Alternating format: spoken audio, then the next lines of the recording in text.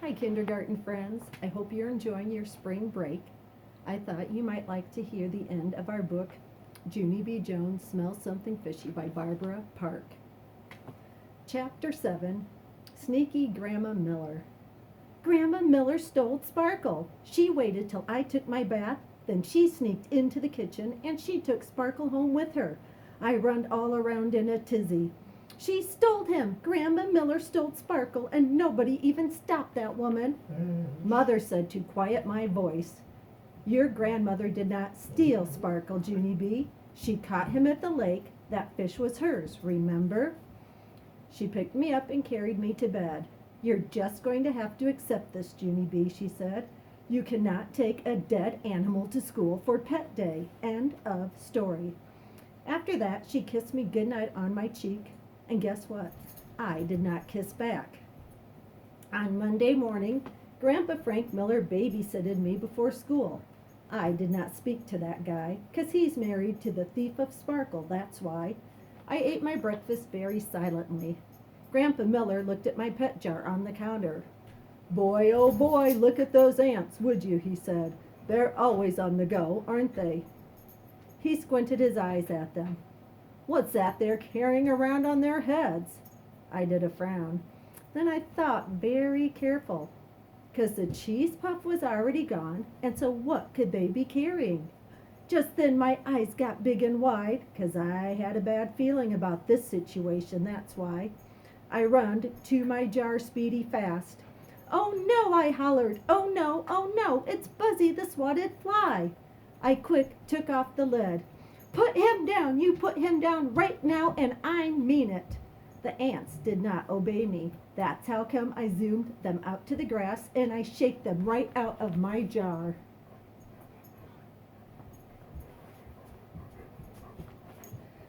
Go home, ants, I hollered. You go home this very minute. The ants went home. I brushed my hands together very proud, 'cause I saved Buzzy, that's why. After that, I reached in the grass and I picked up my jar. Only something did not feel right exactly. I looked inside of it. Oh no, it was empty. All of the dirt was gone and Noodle was gone too. Noodle, I shouted. Noodle, Noodle, where are you? Where are you? Then I crawled all over in the grass and I searched and searched and searched, but I never saw Noodle again. Chapter 8, A Surprise in the Freezer. I cried on my bed for a real long time. Pet day is ruined. It's ruined. It's ruined. Grandpa Miller looked all over the house for pictures of Tickle. He taped some on cardboard and brought them to my room. Look, he said. This doesn't look too bad, does it? I raised my sagging head off the pillow. Then I looked at the pictures and I patted him real gentle. You did your best, old man, I said very soft. Grandpa Miller rolled his eyes way up at the ceiling. I looked up there too, but I didn't see anything. After that, I got out of bed and I dressed myself for school, and I walked to the kitchen very slumping. Grandpa Miller made me a turkey sandwich. What do you want to drink? He asked. I did a sad sigh. Orange juice, please, I said. Grandpa Miller opened the refrigerator. Orange juice. Orange juice. I don't see any orange juice, he said. I went over and helped him look. We couldn't find the orange juice anywhere, not even in the freezer. Just then my grandpa moved the frozen vegetables, and guess what? My heart almost stopped breathing, 'cause I couldn't believe my eyeballs, that's why. Grandpa Miller, do you see what I see? Do you, huh? Do you? Grandpa Miller looked closer. Well, I don't see any orange juice, that's for sure, he said. I danced all around the room. No, Grandpa, not orange juice, a pet. I see a pet for pet day. See it, Grandpa? See it in there? Then I clapped my hands real joyful and I skipped to the freezer and I grabbed it right off the shelf. Chapter 9, My Proudest Honor. Pet day in room 9 was very exciting. There were cages with furry animals and bowls with fish. Plus also there was a snake and a hermit crab and a rooster. That rooster is mine, said that meanie Jim I hate. He will peck your head off. If I tell him to, he will peck it right into a nub. I made a sick face, 'cause a nub does not sound pleasant. Just then Lucille skipped over to me. Look, Junie B., look at my darling riding outfit. See my darling riding hat, and see my darling riding pants. And look, Junie B., here's a picture of my darling pony. And look at my darling riding boots. They are genuine rawhide cowhide. I smiled, very admiring. You are a beaut, Lucille, I said. Grace pulled on my arm. Junie B., come see Slicky. He's my goldfish, remember her? I bought him a brand new bowl. Come see it, come see it. Just then my teacher clapped her loud hands together. Boys and girls, everyone needs to sit down right now. What an exciting day we're going to have in room 9 today. We hurried up and sat. Mrs. pointed to the pet table in the back of the room. Who would like to go first, she asked. Who would like to introduce us to their pet? Me, I shouted. Me. Then I springed right out of my seat. But Mrs. said, sit down to me, and she called on crybaby William, 'cause that guy never springs, that's why. William went to the pet table. He pointed to his bullfrog named Wendell. I just got him on Saturday, said Wendell very shy. William very shy. Mrs. smiled. Well, he certainly is a handsome bullfrog, she said. Would you like to take Wendell out of his tank for us, William? Would you like to show the children how to hold a bullfrog? Then William's face got whitish and sickish, and he started sweating a real lot. That's how come Mrs. had to put a wet towel on his head. And she said he didn't have to hold Wendell. Charlotte went next. She showed us her bunny named Slippers. She carried him all around the room, and she let us pet his head. Slippers smelled like stinky feet. After Charlotte came Polly Allen Puffer. He showed us his parrot named Pirate Pete. Only too bad for Pirate Pete, 'cause he kept on saying a bad word, and he wouldn't even stop. And so Mrs. had to send Pirate Pete to the office.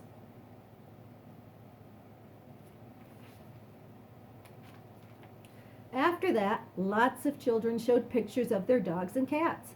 Plus Jamal Hall showed us his lizard named Gizzard, and a boy named Ham showed us his hamster named Elvis.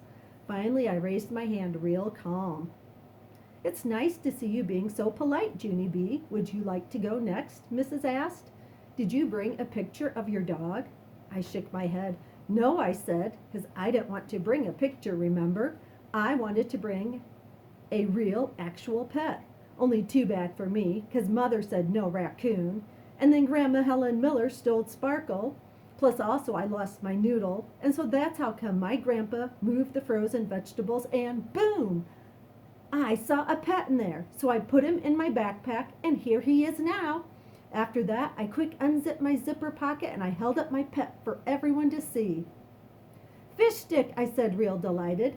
I named him Fish Stick because he's a fish stick, of course. Room 9 stared and stared. Then all of a sudden everyone laughed and laughed at once. You goony bird, yelled that meanie Jim. Fish sticks aren't pets. Fish sticks are dinner. I felt very shrinking inside. But fish sticks have to be pets, right, Mrs. Wright? I asked. 'Cause fish sticks are fish, aren't they? And fish are pets, right? Mrs. was hiding behind her hands. She peeked at me between her fingers. Yes, sure, of course fish are pets, she said. I felt a teeny bit better. So then fish sticks can be pets too, right? I said. Mrs. hided a little while longer. Then finally she took a big breath and she got up from her desk. Well, let's see. Maybe we should see what the dictionary has to say about this, she said. After that, she took out her dictionary and she looked up the word pet. She read us what it said. Pet, she said, any tamed animal that is kept as a companion. Okay, she said, now that we have the definition, let's see if fish stick fits the bill. She looked at me. Junie B., is fish stick tame or is he wild? Tame, I said. Fish stick is very, very tame. He won't even peck your head into a nub. Okay, good, said Mrs. And would you say that Fish Stick is a good companion, Junie B? Can you take him lots of places? And does he behave himself pretty well? Yes, I said. Fish Stick can even go more places than my dog probably, 'cause I can put Fish Stick right in my backpack, and he doesn't even say a peep. Mrs. smiled real happy. Then she walked to my table and she shook my hand. Well then, congratulations, she said. According to the dictionary, Fish Stick is definitely a pet. After that, she took Fish Stick out of my hand and she carried him to the pet table. And guess what? She put him right next to Slicky. Grace, hey Grace, now our fishes can be friends just like us, I said, real delighted. Just then I heard a croaking noise. It came from Wendell the bullfrog, I think. Then Wendell croaked even louder, and that made Slicky the goldfish jump in his water. And that made the rooster cock-a-doodle-doo.